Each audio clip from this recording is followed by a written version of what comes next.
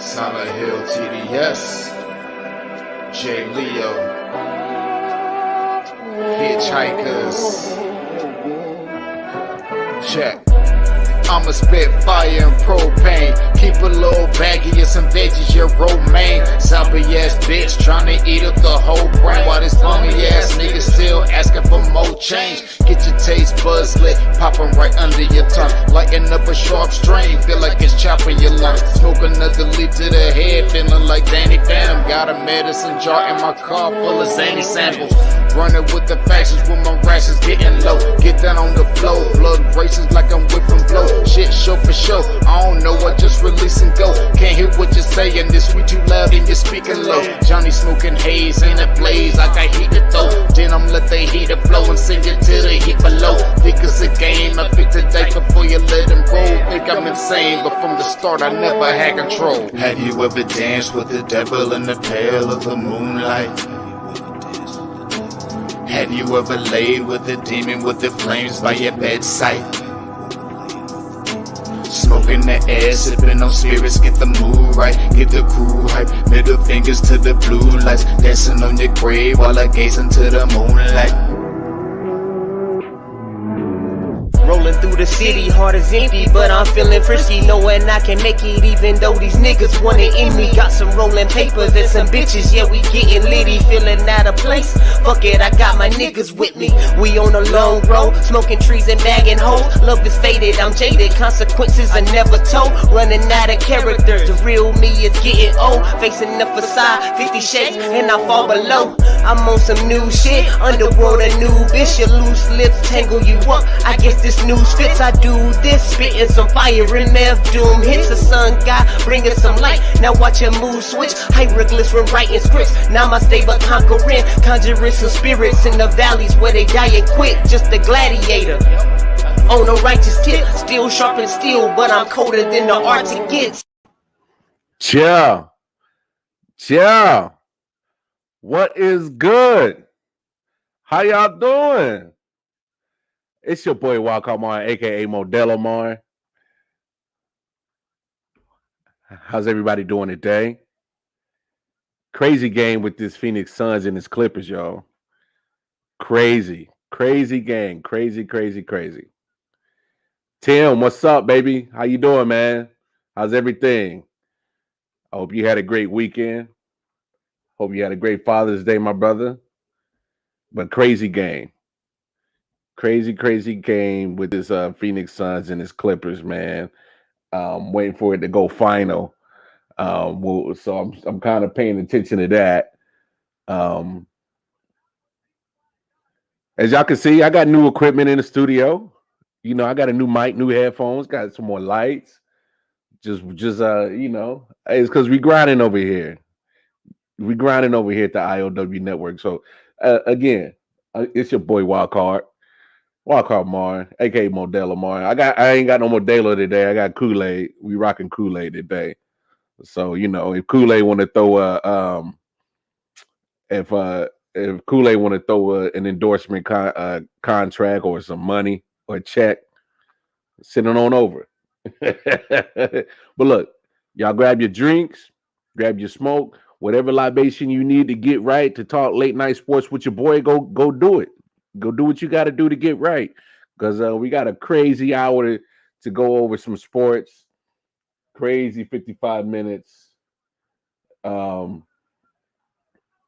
look, so that game just went final, 104 and 103 Suns. So they're up 2-0. I predicted that.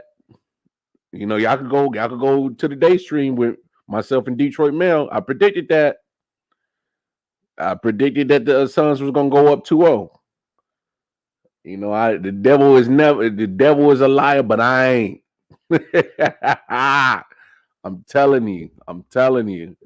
But look, cheers, y'all. It was a great Taco Tuesday. Hope everybody had a great Taco Tuesday.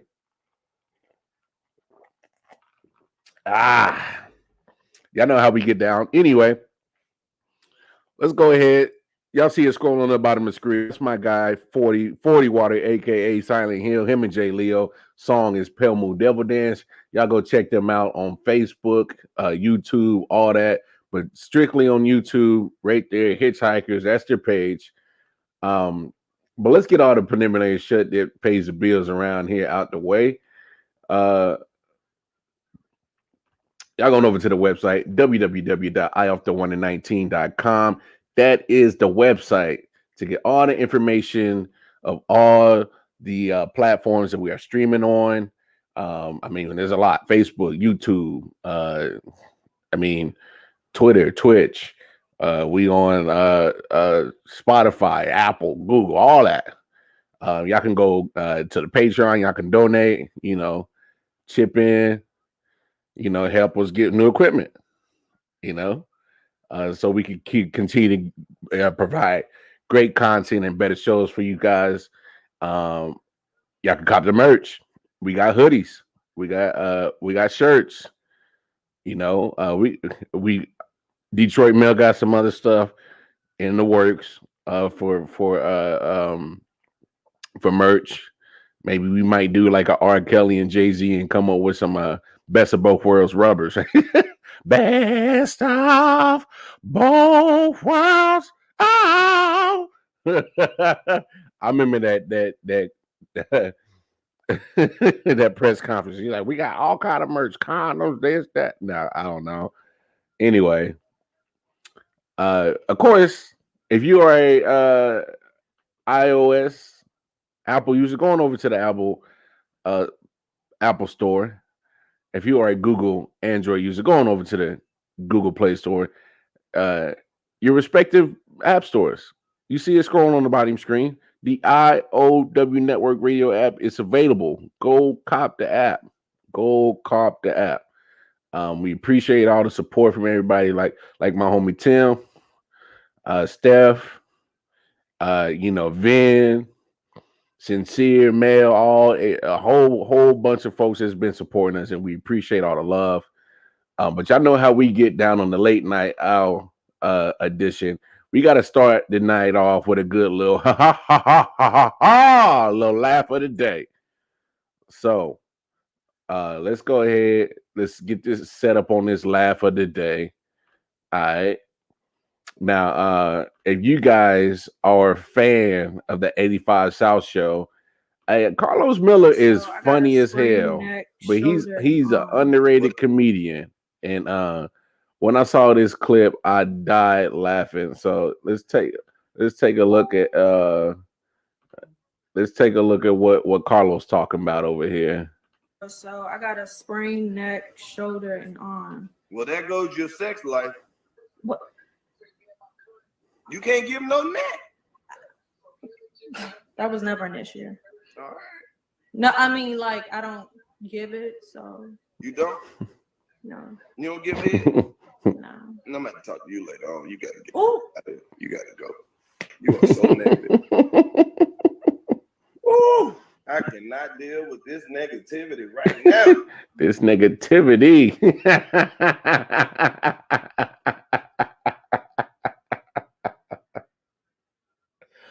Carlos is hilarious. Hey, Tim, Carlos is hilarious. Like he's low key a real funny dude. Well, not low key, but he funny as hell. I love Carlos Miller. He is hilarious as hell. But now that we got the little laugh out today to set the get the good energy going on the show, let's go ahead and drop this welcome on top play of the day. It came from this just came from this. I'm having a brain fart, y'all. Excuse me. Just came from the Clippers and Suns game. Happened in the first quarter. Since the game wouldn't play just happened, and there's no way that I'm gonna get that highlight. But DeAndre Ayton, the man of the hour, came through with the flush on that man's Zubox, posterized him, put him on a poster. So y'all check out the Walk On Mar top play of the night. Each one more pushes. Jay Crowder throws it up for Ayton. Oh, what a connection there. And the foul.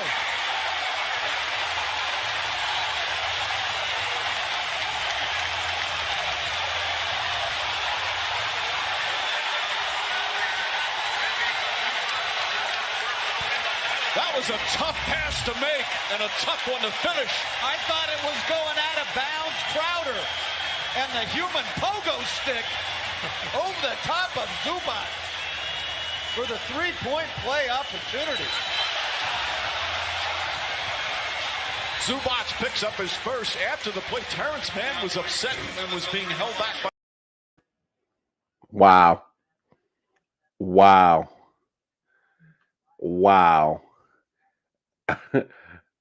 Yeah, talking about Carlos Miller, he is funny. Yeah, playoff P did it again, man. Missing free throws, but we'll get into that. And you know, Tim, I'm glad you're here. We definitely gonna have this discussion, man. But yeah, that's the top play of the day, man. DeAndre Ayton set the tone tonight, man. Alley-oop on Zubac, and man, what can I? Now that that's the top play of the day, let's get to it. Like Tim, playoff P, huh? How about that playoff P? Man, look, if anybody didn't watch this Clippers and Suns game 2 of the Western Conference Finals, I don't know what you have better been doing something very productive, very important to have missed this game. Like if you better have been getting some cutting, you better been making some money. I don't know what you had to have been doing something very important to miss this game. And oh man. Hey Tim, you are so right, man. I feel like the Clippers love being down 2-0. But unfortunately, this is the wrong team to go down 2-0. If anybody watched this game, Devin Booker got his nose busted.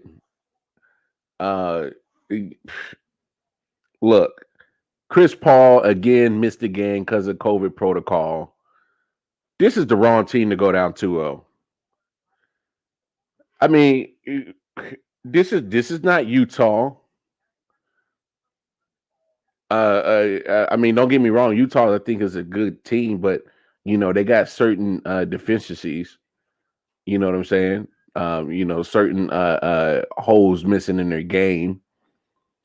But this isn't the Mavericks where everything is ride or die with Luka. Guys. Hey. Kawhi better get his soft ass up and play. Tim, he ain't coming back. I don't care what nobody say. I didn't see too many reports where they think it was an ACL injury. You know, they keep saying sprain knee, this and that. Now, I don't think Kawhi's coming back. I don't see Kawhi playing at all for the rest of this playoffs, especially not this series. And that was kind of one of the reasons why I picked the Phoenix Suns to go ahead and win this series, is because if you look at it, Kawhi is closer to not playing at all, and you're going to get Chris Paul back, period, regardless. You know, this COVID protocol is going to pass. He's not going to miss this whole series. Kawhi is probably going to miss this whole series. I don't see him playing at all.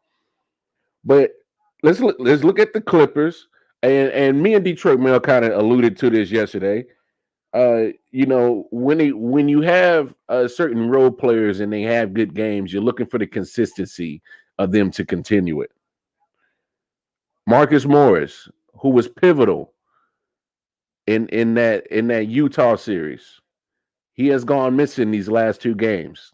Missing, MIA, boys on the back of a milk carton. Can't find Marcus Morris. Maybe he switched up with his twin Markieff, and Marcus is on vacation, and Markieff is supposed to be on vacation with the Lakers, but I don't know. He's missing. Zubac actually didn't have a bad game. Went 4 for 5, 14 points. Pat Beverly, you're not looking for offense from him. I mean, this guy scored 6 points, only took 5 shots. So, he did make both his 2 shots he made were for 3. So we went 2 for 4. But still, uh, you know, Reggie Jackson didn't have that bad of a shooting night. Went 7 for 15. A little bit under 500. Not bad. Chipped in 19 points. But you're looking towards honestly, Luke Kennard kind of helped out on the bench. He didn't do too bad. But where's Terrence Mann? Huh? Terrence was the man in that Utah series, closed it out with 31 points. Where he at? He disappeared these last 2 games. So this is the Clippers' issue. When you have these role players, that have great games, and you're not expecting it, now can you consistently do it? So far, Terrence Mann, Marcus Morris, you know what I'm saying? Nicholas Batum, he's another name. They're not able to recreate that magic that they had in that Utah series. So when Kawhi goes down, you get all these other people that you barely even know of, having great games to help fucking playoff P my ass. Paul George, trying to help him out without your best player. So they look like miracle workers against Utah. Now, first 2 games against a strong team in Phoenix, who's been hot this whole playoffs, they're non-existent. You can't find them. They all on the back of a milk cart missing. Where was all that good team play from the Clippers against the Jazz once they found out that Kawhi was going to go down? Huh? Where they at? See, this is what you're going to run into. Where's the consistency from these guys who you're not really expecting to do that? Where they at?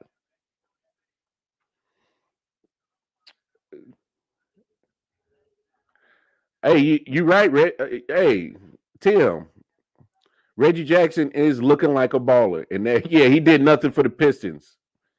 Yeah, what up, though, D-Town? Hey, matter of fact, we'll talk about Detroit later on. Y'all got the number 1 pick, but I mean, Reggie Jackson has been having a great playoffs. He showed up against Dallas. He showed up against Utah. He's showing up here against Phoenix. Honestly, if you really look at Reggie Jackson's career, he's actually been solid, except in Detroit. It's like going to the Pistons now is like career purgatory or something. I don't understand it, but I hate to say it. I really do. Is no more bad boys in Detroit no more on them Pistons teams. So I don't know what's going on. Yeah, he was a ball agency, and this was great. And this is my thing with the Clippers. You're getting, because now that's one guy that's giving you consistent play is Reggie Jackson. Now, don't get me wrong, Paul George is getting his points, but he's not efficient with his shots. He's not at all. I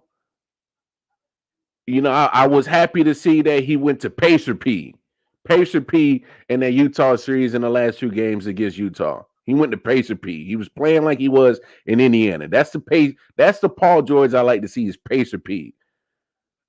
You get pandemic P, you're losing. You get this self-proclaimed playoff P, you're probably gonna lose too. Because ain't nobody gave you that name, Paul George. You darn that on yourself, playoff P. No, give me Pacer P. Give me Pacer P. Because until then, I look. I mean, you can't go 10 for 23. Can't do it. You're going 1 for 8. 1 for 8 from downtown. That's not efficient. If you notice you're not making your shots from downtown, what's the point? Sean Blake, what's up, man? Thoughts on KD? Look, KD was tired, man. KD was tired. KD, I talked about it last night's episode. I was very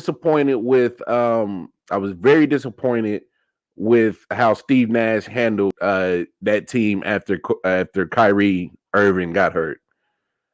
You got Kevin Durant logging crazy minutes, pretty much playing from games 5, 6, and 7, played every damn minute. Then you play James Harden on one leg, games 5, 6, and 7, pretty much every damn minute. You went through an 8-man rotation, didn't make sense. You didn't tap into your bench at all. You got a good game out of Jeff Green on game 5, but then you cut his minutes back down on game 6 and 7. But yet you got Joe Harris, who couldn't hit the damn ocean, sitting in a yacht in the middle of the Pacific, couldn't hit nothing. But you kept giving him 47 minutes.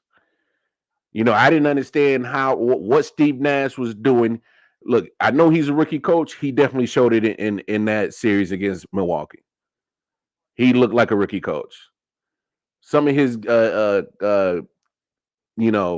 rotation didn't make sense. Look, KD balled, but he was tired. Game 7, I still didn't understand why Steve Nash had Kevin Durant guarding Giannis Antetokounmpo. Giannis is going to wear you down. He's a physical player. I need Kevin Durant's energy all on offense. Every last ounce of his energy, I need it towards offense. He needs to be playing offense. I don't need him guarding Giannis. And that also didn't make sense. DeAndre Jordan, yes, everybody, we know he's past his prime, but he's still a big body.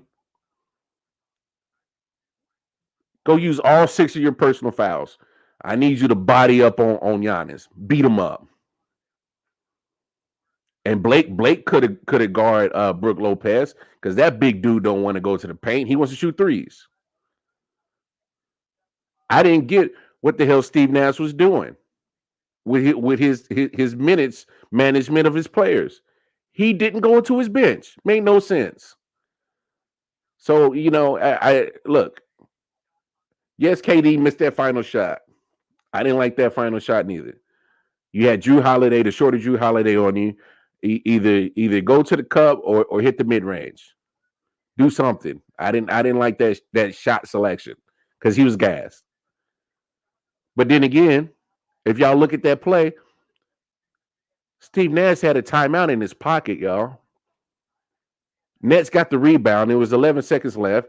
They had a timeout in his pocket. Call a timeout, Steve Nash. You see your boys is tired because you're running them into the ground. Give them a chance to breathe, relax, clear their thoughts. You probably get a better shot from KD if he just gets, that 30-second timeout, a minute timeout, just to rest. Take a couple swigs of some Gatorade. So that's my thoughts on KD, Sean. Man, I appreciate you. Chiming in. Best playoff game you've ever seen. I don't really know, but of this playoffs so far, 2021, that game that just went off. I mean, when you're talking about, geez, that was nice.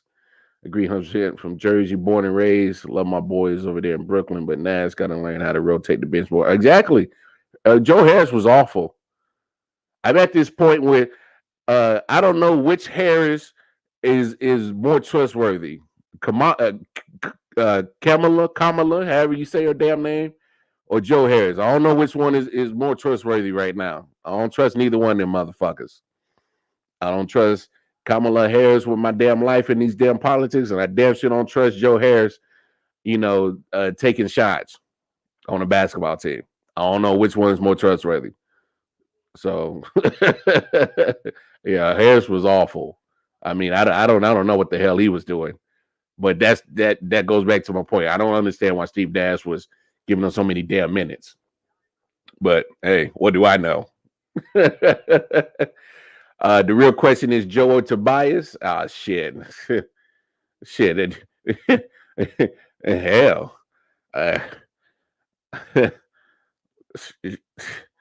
Neither one of them showed up in the damn playoffs or in the last series. Tobias didn't show up. But Sean, man, hey, what's up, Jersey? I spent about a year and a half in Jersey. I stayed down in Tuckerton. So I wasn't too far from Atlantic City, probably like 30 minutes from Atlantic City. But matter of fact, my old lady's from Jersey. She's there now with her moms and the kids. So I'm pretty familiar with Jersey. I was working with a couple of homeboys. I was working at the Buffalo Wild Wings in Toms River. Opioid City. You know what I mean? But no, Joe Harris, Tobias Harris was ass. All of them. All of them. Yeah, I'm familiar with Bergen County. Yeah. Oh yeah, you did right by moving to Florida. It's cheaper. A lot cheaper. Damn, you go broke trying to live in Jersey. But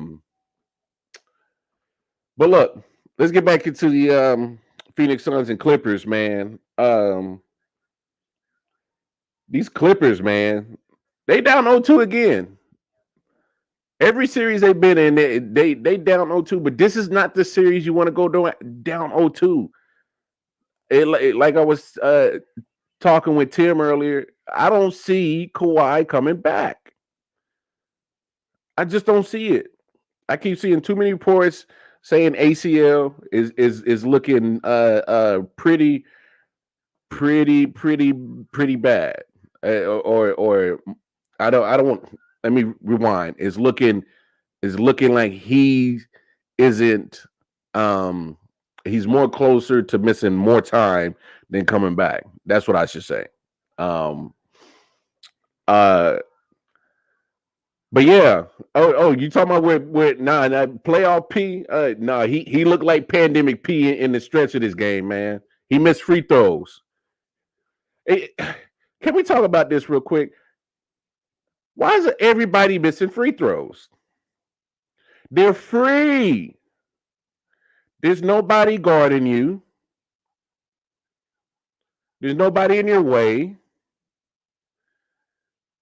Paul George missed 2 free throws at the end of this game with like 7 seconds left. You missed 2 free throws. Well, that gives you the lead, or to extend the lead. That makes it. I think what a 3-point game if you make those free throws. If it's Paul George missing free throws, Ben Simmons missing free throws, Joel Embiid was missing free throws. I mean, you name it. Just this whole playoffs is like people were missing free throws, and I'm not understanding why are you missing free throws. They're free. And then they come back to bite you in the ass because now all of a sudden you get an alley-oop to end the game. Now you're down 0-2. You can't miss these free throws, Paul George. But then you go 1 for 8 from downtown. Stop shooting the 3. Be more efficient with your shot selection. There's no Kawhi Leonard to come save your ass. So you went from Pacer P, now you looking like a wannabe playoff P, and then at the end of the game you looking like pandemic P. It's like damn, you damn all your multiple personalities of your basketball game is showing in one game. You started off not too bad. Now you just all over the place, and now you just look like ass. It's like come on, all your multiple personality games showed in one game. This series is over. I said it. This series is over because Kawhi ain't coming back. Kawhi ain't coming back, and you can't sit here and think that you're going to get back in the game. And matter of fact, get back in the series with a team like Phoenix. Is anybody looking at what Phoenix is doing? Now, Jay Crowder normally puts in a great effort. He didn't really play too high on the offensive side. Neither did Mikal Bridges. But, man, DeAndre Ayton, oh, my gosh. MVP of the night. 35 points. 24 points in 35 minutes. Very efficient. He did what a big man's supposed to do. Getting in the bucket. This is what I love about Phoenix. Phoenix reminds me of an old school team. They have a true point guard and Chris Paul. They have a true shooting guard and Booker. And then they got a true big man in DeAndre Ayton. He ain't trying to be none of that cute shit. Ain't trying to get to the to the 3-point line and jack up threes. He's getting to the paint. He about to body a motherfucker. Y'all saw what he did to Zubac. Went on alley-oop. What the youngsters say? BB, tap on top of the head. That's what DeAndre Ayton is doing. He put testicles on the back of Zubac's neck. Phoenix is built like an old school team. It's refreshing to see in this new age of NBA where everybody feels like they could just jack up threes. This shit ain't cute. I get quite bored seeing both teams running up and down the court, jacking up threes and missing all them shits. That shit gets boring. So, man, shouts out to DeAndre Ayton. 14 boards, 24 points, double-double. That's what I like to see from a big man. Give me a good amount of rebounds, scoring double figures. That's what I like to see. Hey, Cameron Payne. Oh, my gosh. 29 points. 50% from the field. Cameron Payne. Oh, my goodness. Booker didn't have a good game, but he thugged it out. He thugged it out. Got his nose busted. I think that nose is broken, so don't be surprised if he comes looking like Phantom of the Opera in game 3 or for the rest of the series. But, only critique I got on Booker, man, you got 7 turnovers, brother. Maybe not do so much. Maybe, rely on your team because your team's showing that you can rely on them. The rest of your team showed up in game 1. They showed up tonight too. You don't have to do everything, Booker. And here's the thing. Chris Paul's going to come back. Chris Paul's going to come back. This series is over. No Kawhi and Chris Paul's coming back. This series is over. Look, what's his name? Dario Saric. He's been non-existent throughout the whole playoffs. He chipped in 11 points. You know what I'm saying? Cameron Johnson again put in double figures, 11 points. So, yeah, you was able to contain Devin Booker, but you couldn't stop the rest of the team. Normally, that's a recipe for success. Stop the star. Make everybody else beat you. Well, they did. This is why you can't go down 0-2 against the Phoenix Suns. Phoenix Suns is hot right now. Yeah, Booker had not a great night, but everybody balling. DeAndre Ayton, oh my gosh.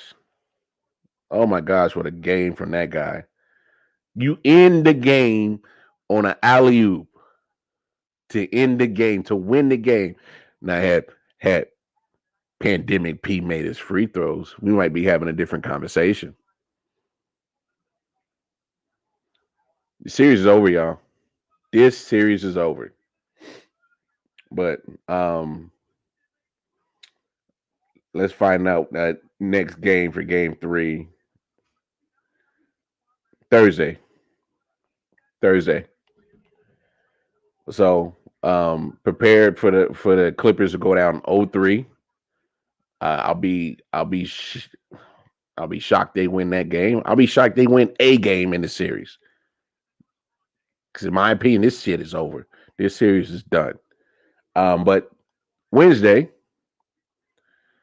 you got Atlanta Hawks, Milwaukee Bucks, game 1 of the Eastern Conference Finals. Yesterday, on the day stream between with me and Detroit Mail, we made our picks, and I wanted to pick I really deep down in my soul wanted to pick the Hawks. I really do. I really did. But I just can't.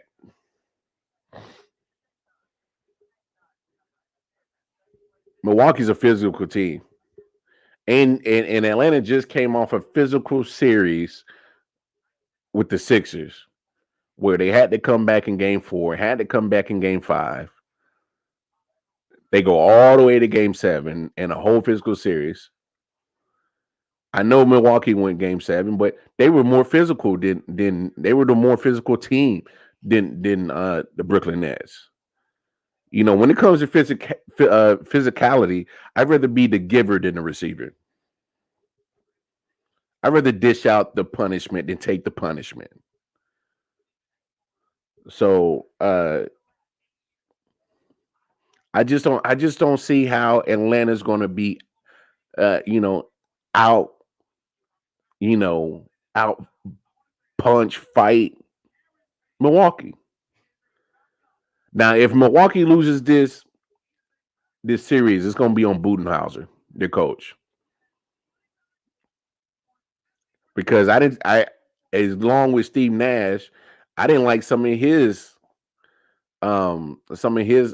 coaching that he was doing in that series. Get Brook Lopez big ass on the block. They were the bigger team than the Nets, but you still got Brook Lopez at the 3-point line jacking up threes. Cut that shit out. Get your big ass to the block.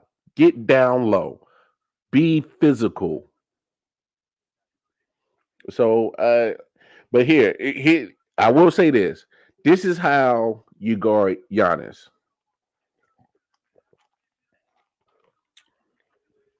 You know, it's known that he's very limited on offense. His move is put your head down and just drive to the bucket. Might do a little Euro step, but he's trying to get to the bucket. He's trying to get to the paint. So one flaw I saw that Steve Nash and the Brooklyn Nets did is that when Giannis got the ball pretty much at the top of the key or on the wing, he pretty much had space. And there was no Brooklyn Net on him, not in his face. He don't have ball handles like Ben Simmons. He's not going to dribble past you. There's nothing finesse about Giannis Antetokounmpo. Put a man in his face. Either he's going to run you over and you get the charge, or he's going to have to hit the kick out. But when you give him space, like Brooklyn was doing, you giving him space to just put his head down and go. It's too late. He already got you beat. He's got a full head of steam and he's going downhill.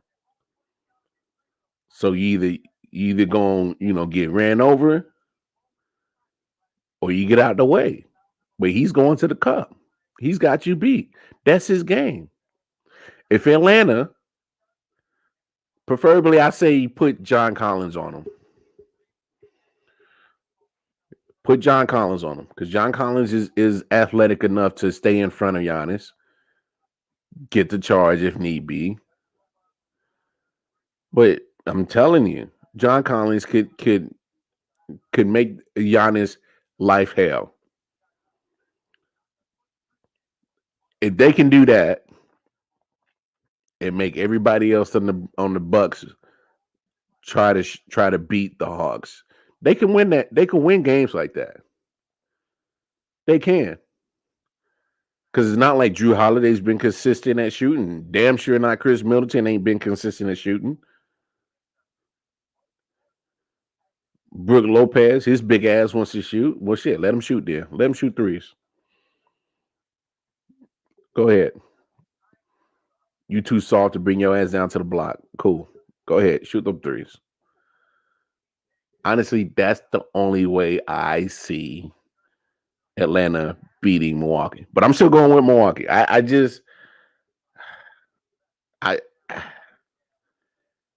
don't get me wrong. Trae Young's been having a great series. A couple of bad games. Didn't have a great game in Game 7 against Philly, but he got bailed out by Kevin Huerter. Is Kevin Huerter going to be able to repeat that performance again? I doubt it. Danilo Gallinari, is he going to be able to repeat, the double figures that he brought off the bench? Not possibly. But he's had inconsistent games in this playoff series. I just don't see it. I'm being honest, y'all. I just don't see how the Hawks are going to be able to contain Giannis. But I just gave y'all the formula of if they're able to execute it, it's easier said than done. Let's be honest. Giannis is Greek freak. He's a freak. He's a freak of nature. But and people got to give Giannis his props for him. They got to give him his props because he games definitely 6 and 7 showed up big for the Bucks when they needed them. They were facing elimination. He like, no more of that trying to get cute, shooting shit. Head down, straight to the cup. That's what he do. But what can you do? What can you do? You better hope you can stop him. Slow him down. Get him in foul trouble, honestly. I say if you get Giannis in foul trouble, especially if you got him on like 3 or 4 fouls in the first half, you got a good chance because he's going to have to sit. Get his ass on the sideline. But look, so crazy NFL news, of course, yesterday, everybody's talking about it. Carl Nassib, first active player in the NFL to come out as gay. But look, let's take a look at what he said. Just want to take a quick moment to say that I'm gay. I've been meaning to do this for a while now, but I finally feel comfortable enough to get it off my chest. I really have the best life. I got the best family, friends, and job a guy could ask for. I'm a pretty private person, so I hope you guys know that I'm really not doing this for attention. I just think that representation and visibility are so important. I actually hope that like one day videos like this and the whole coming out process are just not necessary. Now, NFL Commissioner Roger Goodell said in a statement today, quote, "The NFL family is proud of Carl for courageously sharing his truth today, representing matters." Look at this. He says, "We share his hope that someday soon statements like this will no longer be newsworthy as we march towards equality for the LGBTQ plus community." We wish Carl the best of luck for the upcoming season. Nassib is also announcing that he's going to donate $100,000 to the Trevor Trevor Project, I should say. That's a nonprofit that focuses on suicide prevention programs for LGBTQ plus youth. How I feel about it? Good for you, Carl. But it's sad that we still have to make this news. I don't care who you sleep with. Let's be honest, y'all. Especially for all the men out there watching. If you play football, more than likely you had a gay teammate on there. More than likely. But who cares? And I don't mean that in a negative way. I'm saying like I don't care of your sexual orientation. I'm worried about, can you help this team win? You know, I'm glad that we're in the time that, everybody's accepting of it, because I'm not homophobic. I'm not at all. Memorial Day weekend, I was at my cousin's wedding. Her and her wife got married. Beautiful ceremony. Great to see that. You know, I got gay friends. And here's one thing that I need people to understand. Just because he's gay and he's playing football, he ain't checking for you. He's not. He ain't checking for you. And I need all my straight guys to be like, oh, we're in the shower and he's not checking for you. He, if let's be honest, y'all. If you played football, whether high school, college, pro, more than likely you had a gay teammate, or you played against a gay guy and you just didn't know it. So, just like everybody's saying, at some point this shouldn't be breaking news. It shouldn't. It just shouldn't. And I'm not meaning that in a negative way. It's just I'm saying that people should be able to live their damn lives the way they damn well please. And everybody should be accepting of it. Because whether he likes men and I like women, whatever, we all have the same objective, especially when you're on the same team. I hope his teammates on the Raiders are rallying behind him, be like, yo, bro, we don't care. You help us win. Well, they don't do. They win. They don't win. I'm a Chiefs fan, so I'm always talk shit about Raiders. But hey, you're in the trenches with us. You sweat like we do. You bleed like we do. You put sacrifices in time with family and friends to reach the ultimate goal of hopefully winning the Super Bowl. Raiders ain't winning no Super Bowl, but who, you know, I hope his teammates just don't. It's nothing, I'll be surprised if some of his teammates probably already didn't know. You know, but no, for real, good. And what I love about him coming out is because he said representation. Everybody needs to be represented. Everybody has a voice. Tell your story, Carl. Bravo. And if those who are against it, who are against him, all I say is try to understand.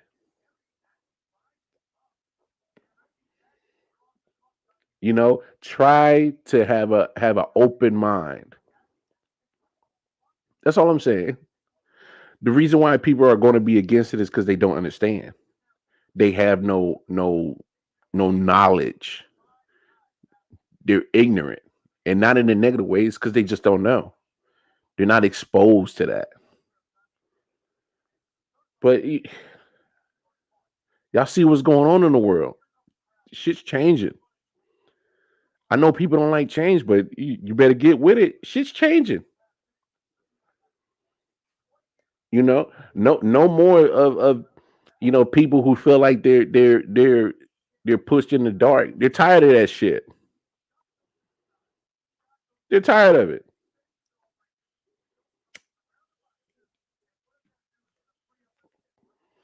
Because a lot of people don't know the LBGQ plus community has one of the highest suicidal rates, because they're dealing with other pressures and feelings, because they're always getting suppressed. So good for you, Carl. Hey, I got no issue with it at all. And for those who do, it's because they lack knowledge. They don't understand. They lack knowledge. Period. They're just ignorant to it. You know. And believe it or not, the gay community and the black community is almost running parallel. Both communities fighting for civil rights, be treated like human beings, equal to everybody. Period. He's a human.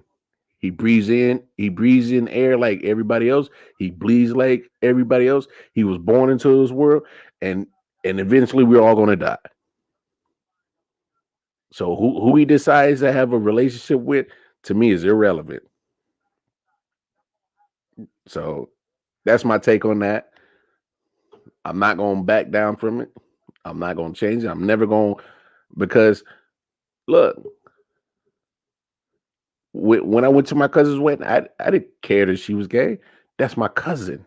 I love her. And I'm going to respect who she's in love with. Period. Period. The gay friends I got, I love them. Good friends.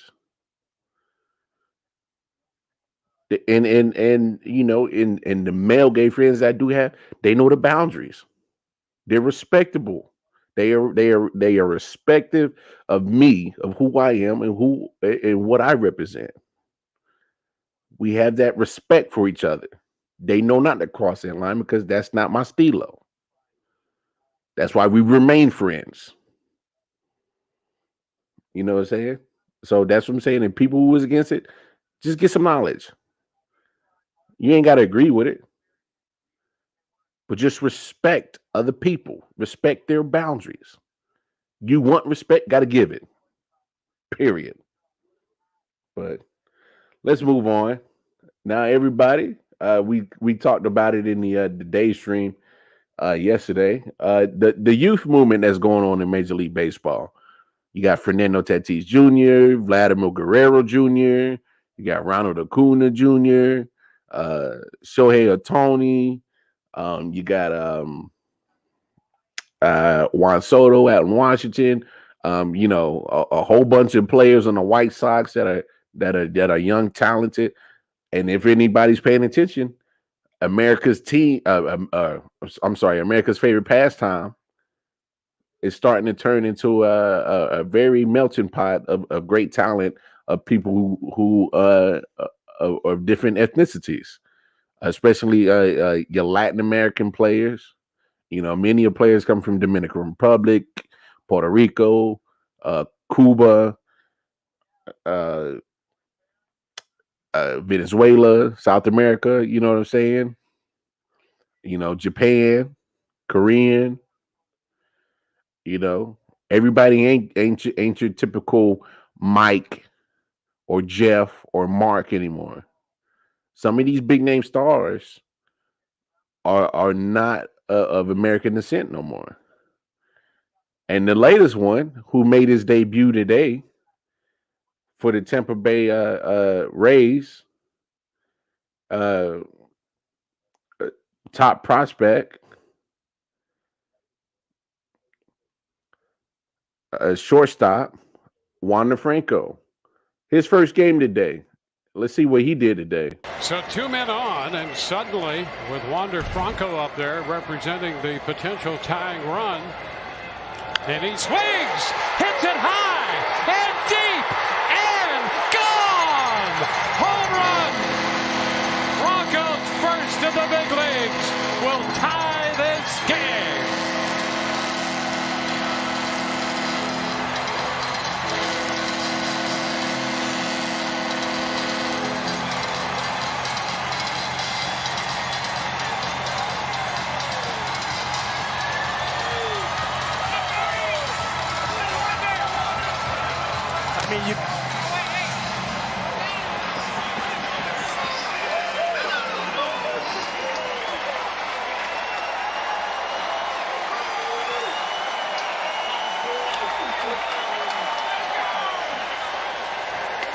Austin Meadows taking the first pitch for a ball. Can you believe this? Curtain call.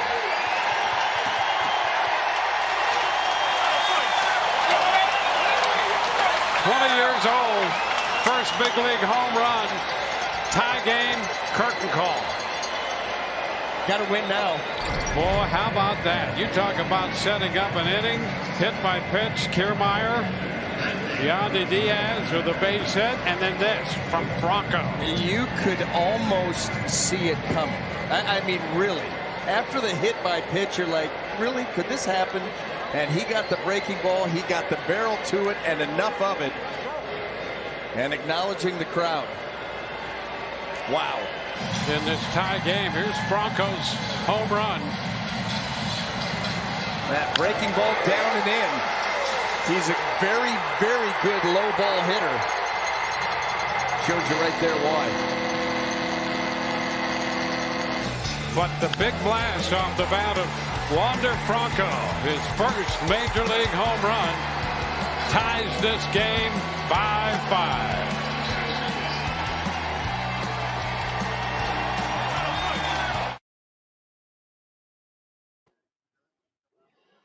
Wow. Wow. Another young talented star. They I don't know. What can you say? I mean, it went 2 for 4. Of course, that home run. Got a walk, 2 runs. What a debut. 20 years old. I mean, it's America's favorite pastime is starting to get taken over by a lot of people of Latin descent and other nationalities. It is what it is. Embrace it, y'all, because it's fun to see. It's great to see. You know, all them unwritten rules and that boring play is slowly going down the drain. It is. You know, it's good to see more different nationalities getting mixed into baseball. But if you really look at it, especially in a lot of Latin American places, they play baseball. They've been playing baseball for years. You know, they've been feeding Major League Baseball's pipeline for years. You know, go all the way back to Roberto Clemente. Might be some people of Latin descent before that. You know, Ichiro, you know, out of Japan. So, you know, Major League Baseball is changing, y'all. It really is. But look, y'all, coming to the end of the show. Great show. Great game today. What a game between the Clippers and the Suns. Great game. But that is episode 85 in the books. God willing, we'll see y'all tomorrow for episode 86. Hug somebody, love somebody. Peace.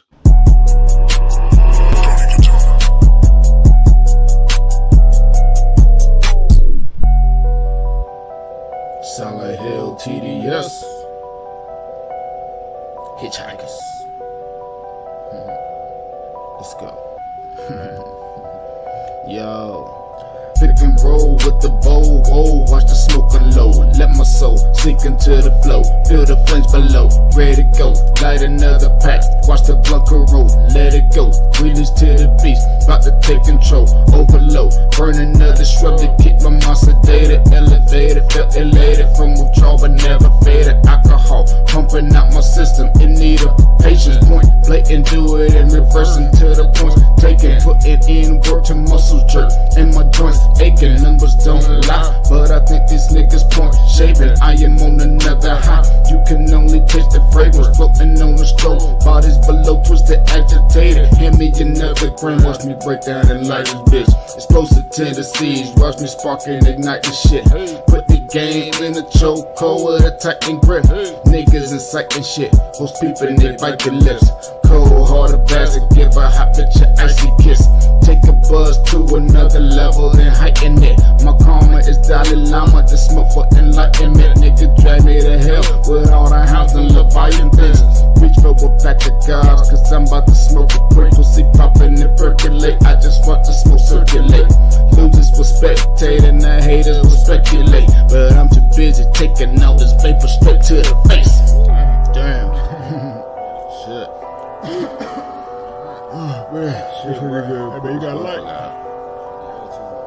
Pick and roll with the bowl, whoa, watch the smoking low. Let my soul sink into the flow. Feel the flames below, ready to go. Light another pack, watch the blood corrode. Let it go, feel this to the beat, about to take control. Pick and roll with the bowl, whoa, watch the smoking low. Let my soul sink into the flow. Feel the flames below, ready to go. Light another pack,